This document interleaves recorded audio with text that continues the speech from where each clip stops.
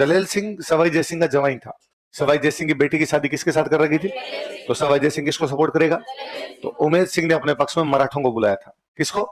तो बूंदी में लड़ाई वास्तव में किसके बीच है? सवाई जय सिंह और मराठा। किस किसके बीच में? हालांकि जब तक सवाई जय सिंह जिंदा रहा उसने राजा किसको बना के रखा? फिर सवाई जय सिंह के मरने के बाद मराठे किसको राजा बना देते? लिखो, मराठे इन दिनों ऊपर चढ़ रहे थे, मुगल ढल रहे हैं कि मोहम्मद शाह रंगीला से भरतपुर का विद्रोह खुद से नहीं दबाया जा रहा, तो वो किसको भेज रहा था? सवाई जय सिंह। तो अब उसकी पार मराठों के खिलाफ भी पड़ती नहीं है। मराठे एक जगह पे कब्जा करना चाह रहे हैं, मालवा। कहां पे? तो मुगलों ने सवाई जय सिंह का भाई हमारा मालवा बचा, किससे? मराठों से। किसको जिम्मेदारी थी? तो सवाई जय सिंह को 3 बार मालवा का गवर्नर बनाया गया। कितनी बार?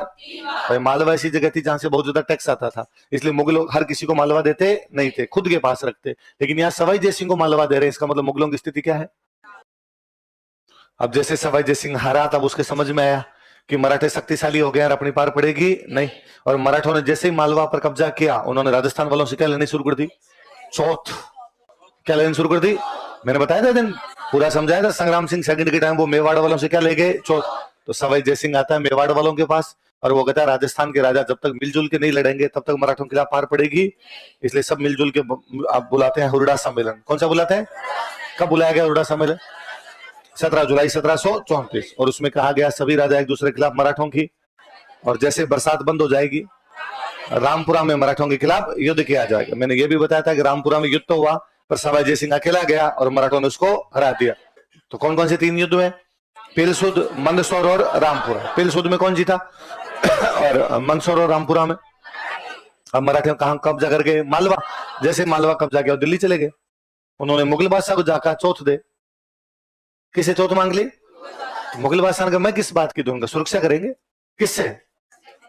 हम ही हैं, और तो किससे? तो मुगल बादशाह ने सवाई जय सिंह को बुलाया। मुगल बादशाह बेचारा मोहम्मद शाह रंगीला, और शाम को डांस देके दारू पिए मजे करे, रंगीन जीवड़ा। तो उसने कहा यार ये टेंशन नहीं आ गई, ये दिल्ली आगे टैक्स मांगते हैं तो सवाई जय सिंह का सब देना पड़ेगा, क्या इलाज है? तो तुम्हारे जयपुर की तरफ आते तब तुम क्या करते? उनका लठ है हमारे हाथ में, कभी हमारे पड़ जाती है कभी इनको कूट लेते हैं, टैक्स तो जल्दी से देते नहीं है। तो उसने कहा यार ये लठ वगैरह की बात मत कर प्लीज, मेरे को डर लगता है, ऐसी कोई बात नहीं करेगा तू। तो फिर टैक्स दो। तो उसने कहा इनसे एक समझौता करवा दे मेरा, मैं इनको टैक्स दे दूंगा, बस टैक्स लेने के लिए दिल्ली नहीं आए, मैं इनको भेज दूंगा, वहीं भेज दूंगा, साउथ में भेज दूंगा। यहाँ दिल्ली जब आगे टैक्स लेते ना मेरी डबल बेइज्जती हो जाती है। तो फिर सवाई जय सिंह समझौता करवाता है मराठों के साथ धौलपुर में। कहां पर? मुगलों के बीच में उत्तराधिकार संघर्ष हुआ, आजम और मुअज्जम लड़े, सवाई जय सिंह जाता उसके अंदर। भरतपुर में उत्तराधिकार संघर्ष हुआ, बदन सिंह और मोहकम सिंह लड़े, कौन गया? सवाई जय सिंह। बूंदी में उत्तराधिकार संघर्ष हुआ, कौन गया? सवाई जय सिंह। बीकानेर जोधपुर वाले लड़ लिए, कौन गया? सवाई जय सिंह। मुगल मराठे लड़ लिए, कौन गया? मुगल मराठों के बीच समझौता होना, कौन करवाए? राजस्थान के सब राजा मराठों के खिलाफ मीटिंग करेंगे, कौन करवाए? सब जगह कौन करवा रहा है? सवाई जय। तो लोगों ने सवाई जय सिंह को कहा साहब आपसे बड़ा इस धरती पर कोई राजा? सवाई जय सिंह का बात तो सही है तुम्हारी, है भी ऐसा ही। तो क्या आपको करवाना चाहिए अश्वमेध यज्ञ। क्या करवाना चाहिए? वैसे भी आप भगवान राम के वंशज हो और भगवान राम जी ने क्या करवाया था? अश्वमेध। तो आपको भी क्या करवा देना चाहिए? तो सवाई जय सिंह जयपुर में क्या करवाता है? भारत का अंतिम हिंदू राजा जिसने अश्वमेध यज्ञ करवाया वो कौन था? अश्व का मतलब क्या होता है? तो क्या मतलब अश्वमेध यज्ञ का? यज्ञ करने के बाद घोड़ा छोड़ते, जहां जहां से हमारा घोड़ा गुजरेगा वो जमीन हमारी, और यदि कोई घोड़े को पकड़ लेता तो उसे हमसे क्या करना पड़ेगा? यज्ञ कर लिया। जब घोड़ा छोड़ने की बारी आई तब लोगों ने कहा साहब छोड़ मत देना, क्योंकि एक तरफ है मेवाड़ और एक तरफ है मारवाड़। इधर मालपुरा क्रॉस करते क्या जाता था? मेवाड़। इधर सांबर क्रॉस करते क्या जाता? मारवाड़। मेवाड़ का राजा था जगत सिंह सेकंड। कौन था? वो इस बात से नाराज था कि देबारी समझौते में सवाई जय सिंह ने कहा था कि चंद्रकंवर के बेटे को राजा बनाऊंगा, अब मना कर रहा था कि नहीं बनाऊंगा। मारवाड़ वाले अभय सिंह के साथ सवाई जय सिंह की वैसे नहीं बनती, क्योंकि अभय सिंह किसका साथ, सवाई जय सिंह किसका साथ दे रहा? बीकानेर वाले जोरावर सिंह का। तो दोनों दांत किटकिट आ रहे हैं कि घोड़े को आने दो फिर हम देख लेंगे। सवाई जय सिंह का कोई बात नहीं, लड़ाई करेंगे। अरे साहब दोनों कहीं मिल गए, मेवाड़ मारवाड़ वाले तो अपने दिक्कत करवा देंगे, तो क्या करें? यज्ञ हुआ, घोड़ा तो छोड़ना ही पड़ेगा। फिर किसी मंत्री जी ने सलाह दी कि जयपुर के गेट बंद करते हैं, घोड़ा छोड़ देते हैं। तो जयपुर के गेट बंद किए, क्या छोड़ दिया? तो घोड़ा बेचारा जयपुर में घुमा। घोड़ा घाट गेट आए गेट बंद मुड़ जाए, सांगानेरी गेट आए गेट बंद मुड़ जाए, अजमेर गेट आए गेट बंद, अंदर ही अंदर घूम रहा है।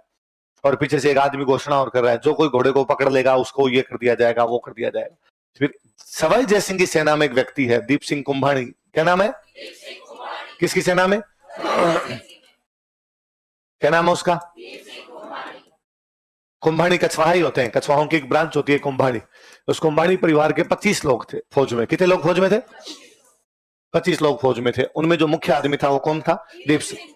उससे बेचारे से देखा नहीं यार। दीप सिंह लगा ये क्या तरीका है, घोड़ा अंदर अंदर घुमा के करें, जो कोई घोड़े को पकड़ लेगा, जो कोई घोड़े को पकड़ लेगा। और जैसे घूमते घूमते घूमते घूमते घोड़ा चल रहा है, पीछे सेना चल रही है, और उसका घर आया, उसने घोड़ा पकड़ा और अंदर चला गया। मंत्री में लगा पानी वानी पिलाने ले जा रहा होगा, तो मंत्री ने कहा अरे घोड़े को अभी पानी पिलाने की कोई आवश्यकता नहीं। उसने कहा मैं तुम्हें पिला दूंगा पानी। कितनी देर हो गई घोड़े घुमाते हुए, जो कोई पकड़ लेगा, जो कोई पकड़ लेगा। मैंने पकड़ लिया, जो करना वो कर लो। अरे यार तू क्या करेगा, राजा के पास पूरी सेना है, तो घोड़ा पकड़ के भी क्या करेगा, राजा भी मार देगा तेरे को। उसने कहा मार दे तो मार दे, मैंने पकड़ा है घोड़ा, लड़ो मेरे से। अरे 5 मिनट में मर जाओगे सारे के सारे, क्या निकाल लोगे? उसने कहा क्या निकाल लेंगे, एक दिन 7:53 पर यह बताया जाएगा कि यज्ञ का घोड़ा किसने पकड़ा। देखो यही टाइम है सच में। चलो दीप सिंह कुंभाणी ने यज्ञ का घोड़ा पकड़ लिया था। राजधानी कौन सी हुआ करती थी इनकी? आमेर। लेकिन अब आमेर छोटा पड़ने लग गया था, इनको एक नई राजधानी की आवश्यकता थी। नई राजधानी वो बनाएगी जिस शहर में हम सारे बैठे हैं। कौन सा? जयपुर। जब इसको बसाया गया था तो इसका नाम रखा गया था सवाई जयनगर। क्या नाम रखा गया? सवाई जयसिंह का नगर, इसलिए नाम क्या था? सवाई। तो लंबा पड़ता था तो कई साल तक इसको बोला गया जयनगर। क्या बोला गया? पर अपनी भाषा में लोग इसको बोलते थे जयपुर। क्या बोलते थे? जयपुर। फिर जब अंग्रेज आए तो अंग्रेज ने जयपुर को ऐसे लिखना शुरू कर दिया, जयपुर। क्या लिखते हो? और वो ऐसे लिखते थे कानपुर, बैरकपुर, सिंगापुर, है ना, जयपुर। फिर धीरे धीरे धीरे धीरे धीरे धीरे ये अपने आप बना लिया इसको। और आज भी गांव के लोग तो अपने को लगता है गांव के लोगों को बोलना नहीं, इसका नाम यही है, बोलना अपने को नहीं आता, तो अपने इसको क्या बोलते हैं? इसका नाम कभी भी जयपुर, इसका नाम क्या था? तो जब आपके दादाजी कहते हैं कि मेरा पोता है मेरी पोती जयपुर रहते हैं, तो एकदम सही बोलते हैं। जब आप कहते हो मैं जयपुर रहता हूं, तब आप कब हुई स्थापना बताओ? 18 नवंबर 1727। जयपुर 300 बरस पूरे कर रहा है। आर्किटेक्ट कौन थे इनके? बंगाली ब्राह्मण थे, विद्याधर भट्टाचार्य। इन्हीं के नाम पर अपने कॉलोनी है विद्याधर नगर। जयपुर में विद्याधर नगर है, उसका नाम विद्याधर नगर इसीलिए है क्योंकि आर्किटेक्ट कौन थे? विद्याधर भट्टाचार्य। एक पंडित जी थे, बड़े विद्वान मैथमेटिशियन थे वो, उन्होंने इसकी नींव लगाई थी। सम्राट जगन्नाथ। क्या नाम था? या पंडित जगन्नाथ लिख लो, सम्राट की तो उपाधि थी, पंडित जगन्नाथ लिखो। पंडित जगन्नाथ ने जयपुर की नींव लगाई थी। कछवाहों की पहली राजधानी, दूसरी राजधानी, तीसरी राजधानी और चौथी राजधानी। यह कछवाहों की चौथी राजधानी थी। जब जयपुर बसाने लगे तो जब नया शहर बसा रहे थे कैसा होना चाहिए, तो दुनिया में बाकी शहर देखो भाई कौन से अच्छे शहर हैं, तो उस समय 2 अच्छे शहर थे। एक चाइना में कैंटन, चाइना में कौन सा? एक इराक का शहर है बगदाद। कौन से देश का? कौन से देश में? इराक। ईरान नहीं, इराक का एक शहर है, कौन सा? बगदाद। राजधानी है इराक का। और चाइना का कौन सा शहर? इन दोनों के मैप मंगवाई थी सवाई जयसिंह ने। इनके मैप मंगाओ, इनको रीड करो, इनको स्टडी करो कैसे हैं, जैसे ये बसे हुए हैं इनमें जो कमियां वो दूर करो और अच्छे से अच्छा शहर कैसे बसा सकता है वो देखो। तो कौन से 2 शहरों के मैप मंगाए गए? देखो सबको देख लिया, देख के कहा भाई हमारे सौर मंडल में तब कितने ग्रह होते थे? 9। तो कहा जयपुर को भी कितने भागों में बांटा जाए? 9 बराबर के भागों में, एकदम 9 स्क्वायर, 9 वर्ग। कितने वर्ग काटे गए? अब तब वर्ग तो बोलते नहीं थे, तो अपनी भाषा में तब कहा था 9 चौकड़ी।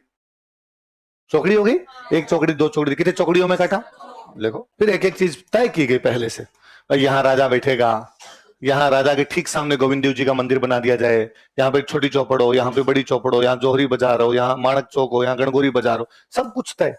इसलिए आप कभी नोटिस करना पुराने जयपुर में, अपने जो रह रहे हैं जयपुर नहीं है ना, अपने जो रह रहे हैं ये तो बाईपास है, वॉल सिटी है ना, परकोटे के अंदर का जो जयपुर है, अजमेर गेट के जो अंदर का जयपुर है, आप नोटिस करेंगे उसमें सारी दुकानें सीध में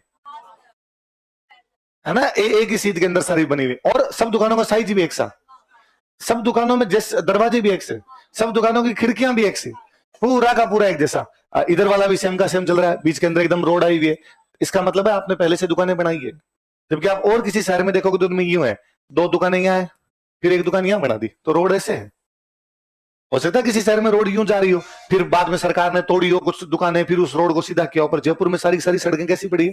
क्योंकि पहले आपने काटा उसको, और आपने पहले पूरा बताया कि साहब यहाँ दुकानें बना लो, यहाँ रेजिडेंशियल बना लो, और दुकानें भी फिक्स, कहां पर सोने की दुकानें होगी, कहां पर फौजी रहेंगे, सब कुछ तय किया कि भाई चौपड़ साइड में जहां पर कहा गया कि जहां व्यापारी रहेंगे वहां पे लक्ष्मी जी का मंदिर बनाया। किसका मंदिर बनाया? महालक्ष्मी, महालक्ष्मी का मंदिर बनाया, लक्ष्मी का मंदिर बनाया उन्होंने। कहा जहां पर थोड़े विद्वान लोग, पढ़ने लिखने वाले लोग रहेंगे वहां सरस्वती जी का मंदिर बनाया। ये इधर रामगंज की तरफ इधर आते तब इधर फौजी रहा करते थे, इसलिए यहाँ पे काली का मंदिर बनाया। चंडी कालिका फौजियों की देवी, सरस्वती माता विद्या की देवी, लक्ष्मी माता पैसे की देवी। तो एकदम तय किया गया कहां पर कौन रहेगा कौन नहीं रहेगा। अच्छा, पूरा जौहरी बाजार, इसमें केवल जौहरी रहेंगे, और माणक चौक, इसमें केवल माणक का काम करने वाले लोग रहेंगे, दूसरा कोई भी रहेगा नहीं। तो पहले से पूरा तय करके एकदम बनाया गया। तो जो पहली बिल्डिंग बनाई गई थी ना जयपुर में, वो थी बादल महल। कौन सी थी? बादल महल। राजा ने कहा कि सबसे पहले बादल महल बनाया जाए। अच्छा, पहले क्या था, जब इनकी पहली राजधानी कौन सी हुआ करती? आमेर। तब जहां पर आज जयपुर बसा, यहां जंगल था, यहाँ पेड़ पौधे खड़े थे, भयंकर वाला जंगल था। तो जब राजा आमेर में रहता था तो राजा को कभी शिकार करना होता तो जंगल में क्या रहेंगे? पशु। तो राजा इस जंगल में शिकार करने के लिए आता। अच्छा, वो पशु का शिकार कैसे करेगा? तो उन्होंने जंगल के बीचों बीच एक तालाब बना दिया। तालाब समझते हो?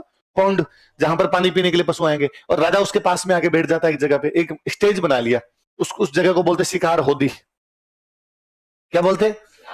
होदी का मतलब पानी की जगह, होदी मतलब पानी की जगह। तो अब वहां पे राजा आगे, उस पानी वाली जगह पे राजा आके क्या करेगा? शिकार। अब जंगल का कोई भी जानवर पानी पीने के लिए होदी में आएगा, राजा पास में बैठा है साइड के अंदर, राजा उसका क्या कर लेगा? शिकार।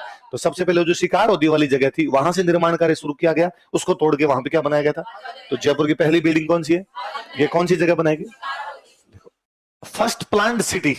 प्लानिंग के तहत यदि भारत में कोई पहली सिटी बनाई गई थी तो वो कौन सी है? भारत का पहला मॉडर्न शहर यदि कोई है तो वो कौन सा है? लिखो। सीवी रमन का नाम सुना है? कौन हुए थे? हमारे बहुत बड़े साइंटिस्ट हुए, नोबेल पुरस्कार मिला था सीवी रमन को।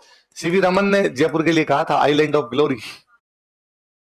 क्या कहा था? ग्लोरी का आइलैंड है जैसे, लिखो। फिर 2019 में यूनेस्को ने, किसने? यूनेस्को ने कहा कि वर्ल्ड हेरिटेज लिस्ट में शामिल किया जाए। कौन सी लिस्ट में? यूनेस्को एक लिस्ट जारी करती है, उसको क्या बोलते हैं? World heritage list. उसमें ना बिल्डिंग्स होती है अलग अलग, कि भाई चित्तौड़ का किला शामिल कर लिया है ना, ताजमहल शामिल कर लिया, कोई लाल किला शामिल कर लिया, पूरा शहर यदि कोई शामिल किया गया वो कौन सा है? कि पूरा शहर ही हेरिटेज है भाई साहब, देखो। और बख्तराम शाह ने एक बुक लिखी थी, बुद्धि विलास। कौन सी बुक है? इसमें जयपुर की स्थापना की जानकारी है, लाइव कमेंट्री है इसमें। जयपुर में क्या हो रहा है, आज क्या बन गया, आज कौन सी रोड बनी है, आज कौन सा महल बना है, ये सब जानकारियां किसी किताब में, तो किसमें? देखो। और इसमें बख्तराम शाह ये लिखता है कि सवाई जयसिंह ने जयपुर में 36 कारखाने लगवाए थे। कितने कारखाने? कारखाना समझो, फैक्ट्री, अलग अलग सामान बनने के। कितने कारखाने लगवाए? मतलब आप देख लो, आज के 300 साल पहले एक राजा ने शहर बसाया और उसके रास्ते चौड़े बनाए, इसलिए रास्तों का नाम आज भी चौड़ा रास्ता है। क्या नाम है उसका? चौड़ा रास्ता। जबकि तब इतनी जनसंख्या भी, तब गाड़ियां भी, उसके बावजूद आप चौड़ा रास्ता जाइए, आपको लगता है यहां से 4 गाड़ियां एक साथ निकल जाएगी। आज तो बीच में डिवाइडर हो गया, तो भी 2 गाड़ियां इधर से, 2 गाड़ियां इधर से। अब ठीक है, अब दुकान वाले आगे सामान रख देते हैं, तो इस चक्कर में वो निकलती नहीं है, तो अपनी एक गाड़ी इधर से निकलती है, एक गाड़ी इधर से निकलती है, बाकी तो वहां से 4 निकाले। आज के 300 साल पहले कौन सोचता था कि इस प्रकार गाड़ियों की व्यवस्था करनी पड़ेगी? छोटी चौपड़ और बड़ी चौपड़ सर्किल है कि आपको घूम के यूं आना पड़ता है, तब यूरोप में भी नहीं थे। ये सर्किल बनाने वाला फैशन जो ट्रेंड था, ये बहुत कोई बड़े बड़े शहरों में हुआ करता था। अपने तो दिल्ली में भी सर्किल नहीं हुआ करते थे, लेकिन सवाई जयसिंह ने कहां पर सर्किल बनवा लिए थे? आप जयपुर में जब अंदर जाओगे तब आप देखोगे उसकी सारी जो रोड्स है वो 90 डिग्री के एंगल पे काटती है, इसलिए जयपुर की कोई भी रोड बंद नहीं होती। आप ऐसा नहीं होगा कि आप किसी रोड पे चले गए, गली में घुस गए, बाद में गली क्या हो गई? बंद ना, वो जाके आपको मेन रोड पे लेके चली जाएगी। तो ये 300 साल पहले राजा का प्लान है कि किस प्रकार से बनाया जाना चाहिए। अच्छा, शहर है, अंदर का शहर है पूरा, उसके बावजूद अब जाके फिर भी कोई थोड़ा बहुत कहीं पे होने लग गया हो। कभी भी जयपुर में पानी इकट्ठा नहीं होता, जबकि आप बाकी सारे पुराने शहर देखिए और उनमें जब बारिश आई उन दिनों को देखिए, बीकानेर, जोधपुर, उदयपुर, आप जहां जहां किसी पुराने शहर के हैं उनमें हालात ये है कि घरों के अंदर पानी है ज्यादा बारिश आ गई तो। जबकि बीकानेर, जोधपुर में तो बारिश होती है और नहीं, कभी कभी आती है तो भी अंदर घुसता है। यहाँ जयपुर में तो बारिश भी खूब होती है, उसके बावजूद वो लेवल ऐसे दिया हुआ है कि पानी गिरेगा, निकलेगा बाहर, रुकेगा नहीं पानी यहाँ पर। ये सब राजा का प्लान है आज के 300 साल पहले कि किस प्रकार का शहर बसाया जाना चाहिए। मैं तो अभी भी कई बार कहता हूँ कि आप शाम के टाइम कभी, है ना, जब लाइट्स ऑन हो जाए तब चौड़ा रास्ता से अल्बर्ट हॉल की तरफ आइए, आपको यूं लगेगा आप यूरोप के किसी शहर के अंदर घूम रहे हैं, सारा एक जैसा शहर। मतलब 1947 में जब जयपुर भारत में मिलाया गया तो जयपुर के राजा की शर्त थी कि जयपुर में हर साल गुलाबी रंग होना चाहिए।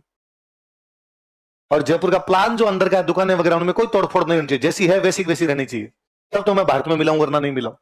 तो सरकार ने कहा ठीक है, सरकार ने साइन किया। अभी भी सरकार हर साल थोड़ा बहुत ही करवाए पर गुलाबी रंग करवाती है अंदर की तरफ, वहां पे अंदर का रंग जो किसी प्रकार से बदलना, तो आप देखोगे आज भी जो दुकानें वो एक जैसी कलर की दिखेगी, सब एक जैसी दुकानें दिखेगी। तो ये सब प्लान होगा तभी किया जा सकता है। अब पहले मैंने बताया आमेर राजधानी, अब राजधानी कहां लेके आ गए? जयपुर। आमेर पहाड़ों में, जयपुर प्लेन में। अच्छा, राजधानी पहाड़ों में क्यों बनाते? सिक्योरिटी पर्पज, सिक्योरिटी होगी। लेकिन आप तो भाई साहब प्लेन में आ गए, तो प्लेन में जो सिक्योरिटी कैसे रखोगे आप? अच्छा, सवाई जय सिंह के टाइम में मराठों से लड़ाइयां चल रही है, तो मराठे कभी भी लूटने के लिए आ सकते हैं। तो सवाई जय सिंह को कहा गया, सवाई जय सिंह का चिंता मत करो, मराठों को हम जयपुर के बाहर ही रोक लेंगे, मराठों को भी जयपुर के अंदर घुसने नहीं देंगे। इसलिए मराठों को रोकने के लिए जयपुर के बाहर किला बनाया गया, नाहरगढ़। कौन सा किला? तो पहले इसका नाम नाहरगढ़ नहीं रखा था, इसका नाम रखा सुदर्शनगढ़। क्या नाम रखा? भगवान कृष्ण का चक्र, क्या नाम है?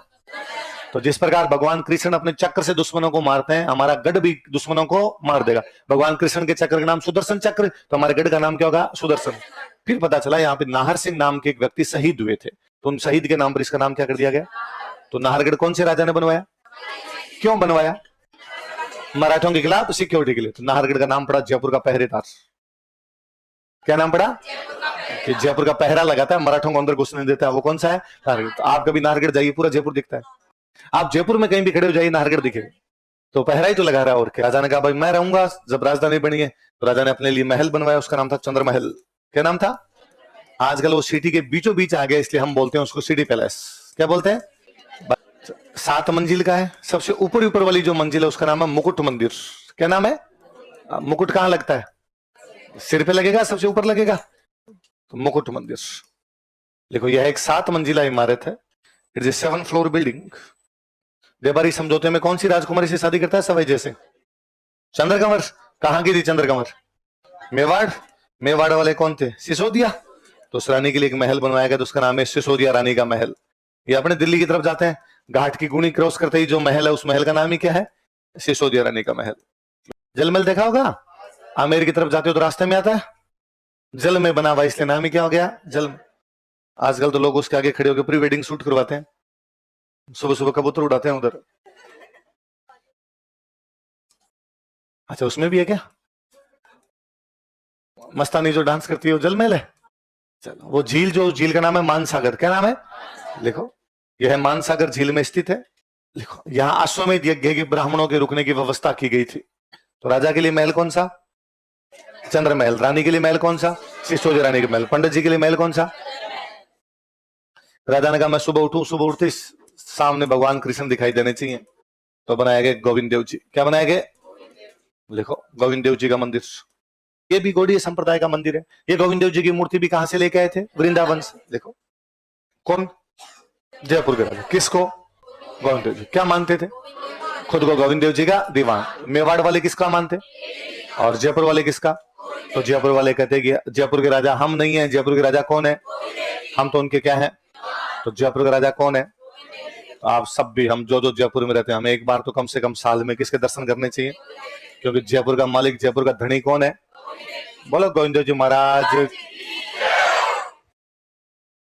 एक नहर लेके आए थे, लिखो हरमाड़ा नहर। और जाके है ना पक्का पक्का है ना, को जयपुर में गोविंद देव जी के नहीं जाए इसका कोई भी मतलब है? तुम तो जयपुर की हो ना। हाँ, तो तुम यहीं क्यों? यहाँ वाले तो पक्का ही जाते हैं, ये जो बाहर से आए हैं मैं उनकी बात कर रहा हूँ। बाकी तो मैंने जयपुर के लोकल लोगों में जो गोविंद देव जी के प्रति क्रेज देखा है, उतना क्रेज किसी भी शहर में वहां के किसी लोकल देवता के प्रति। हाँ, सुबह 4 बजे मंगला होती है, उस मंगला आरती के अंदर भी लोग यूं भयंकर मिलते हैं। मैं नया नया जब पढ़ने के लिए आया था, मालवीय नगर रहता, तो एक बार कोई बीकानेर से कोई फ्रेंड आया, तो उसने फोन किया कि भाई मैं सुबह 4 बजे और सिंधी कैंप उतरूंगा बस से, तू मेरे को लेने के लिए आ जाना। और वो उम्र ऐसी होती है जिसमें लगता है कि भाई आया है तो लेने के लिए जाना पड़ेगा। अब तो मेरे को लगता है कोई दोस्त मेरे को लेने के लिए जाना, मैं कहता हूँ टैक्सी पकड़, आजा चुपचाप, रुपए नहीं है तो मैं दे दूंगा तेरे को। पर तब लगता था कि नहीं, अच्छी दोस्ती तभी होगी जब अपने खुद ही। सुबह 4 बजे, दिसंबर जनवरी की ठंड, मोटरसाइकिल पे फिर भी जाया करते थे। नहीं, दोस्ती तो तभी निभाई जाएगी। तो मैं सुबह सुबह 4 बजे धीमे धीमे बाइक चलाते हुए माली नगर से टोंक रोड पे जैसे ही चढ़ा इधर, तो एक अंकल, उम्र दराज अंकल, मतलब 70 से भी ऊपर क्रॉस उम्र होगी, एकदम धीमे धीमे पैदल पैदल चलते जा रहे हैं। तो मुझे लगा हो सकता है सुबह किसी को मेडिकल इमरजेंसी हो और कोई जा रहा हो, नहीं मिली हो टैक्सी, इतनी सुबह 4 बजे टैक्सी कहां से मिलेगी। तो मैंने बाइक जमे की और मैंने अंकल कहा कि अंकल मैं छोड़ देता हूँ आपको, आप कहाँ जा रहे हैं। तो अंकल लगा नहीं नहीं बेटा तुम जाओ, मैं चला जाऊंगा। तो मुझे लगा कई बार लोग इसलिए नहीं बैठते कि कौन है, पता नहीं किसके साथ बैठे, अपनी शक्ल भी भगवान ने ऐसी दी है कि लगता हो रहा है आगे जाके अंगूठी खोलो है ना, चैन वैन गले में तो उतार लेगा कहीं पे। मैंने कहा अंकल अरे मैं बहुत शरीफ आदमी हूँ, चिंता मत करो हाँ तो बेटा मैं इधर ही जा रहा हूँ, मैं छोड़ दूंगा, मैं मेरे दोस्त को लेने के लिए जा रहा हूँ। अंकल अरे नहीं नहीं बेटा मेरे तो रेगुलर जाना है। रेगुलर कहाँ? तो गोविंद देव जी। कितने वर्षों से? पिछले 40 दिल्ली जाता हूँ, तो मेरे तो रूटीन है बेटा ही। अरे मैं फिर मैंने 2-4 केस और सुने। एक स्टूडेंट ने एक दिन बताया कि उनके चाचा जी कहीं बेंगलोर रहते हैं, बाहर रहते हैं, और जब भी कभी साल 6 महीने